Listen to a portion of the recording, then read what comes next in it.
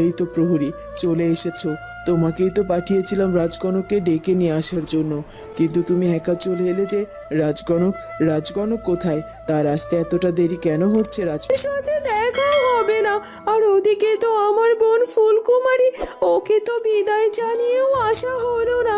ও নিশ্চয় আমার উপর অভিমান করে থাকবে।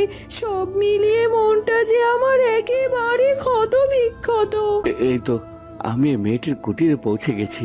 আমার এখানে পৌঁছে কেমন যেন মনে হচ্ছে, হয়তো আজ আমি ওকে এই কুটিরের মধ্যেই পেয়ে যাব। সে আমার উপর অভিমান করে এখানে চলে এসেছে। সত্যি আমি তো তাকে সত্যি সত্যি ভীষণ কষ্ট দিয়েছি। এরপর কেটে যায় বেশ খানিকটা সময়। সন্ধে নেমে আসে।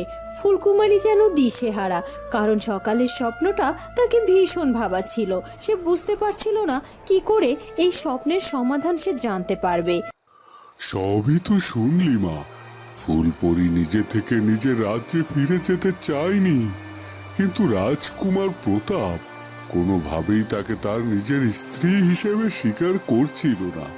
সে অনেকভাবে চেষ্টা করেছিল রাজকুমার প্রতাপকে তার ভালোবাসা দিয়ে আটকাতে, কিন্তু পারেনি মা।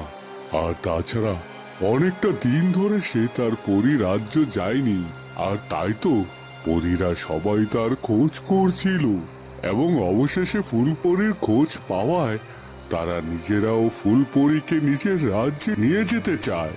সত্যি দিদির জন্য আমার বড্ড মন খারাপ করছে।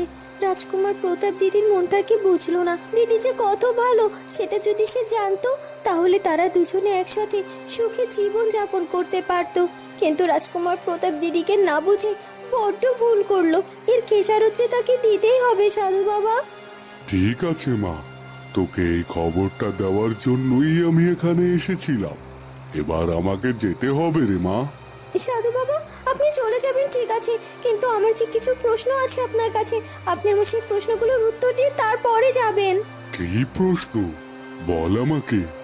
আমি যদি সেই প্রশ্নের উত্তর জানি তাহলে অবশ্যই তোকে সেটা জানাবো। সাধু বাবা, আমি গত রাতে একটা স্বপ্ন দেখেছি, ভয়ঙ্কর স্বপ্ন। আমি সেই স্বপ্নে দেখেছিলাম যে আমাদের রাজ্যের প্রতিটি ঘরে আগুন ধরে গিয়েছে। রাজ্যের সব মানুষেরা ছুটোছুটি করছে নিজেদের প্রাণ রক্ষা করার জন্য, কিন্তু কোনোভাবেই তারা তাদের প্রাণ রক্ষা করতে পারছে না, আগুনও নিভাতে পারছিল না।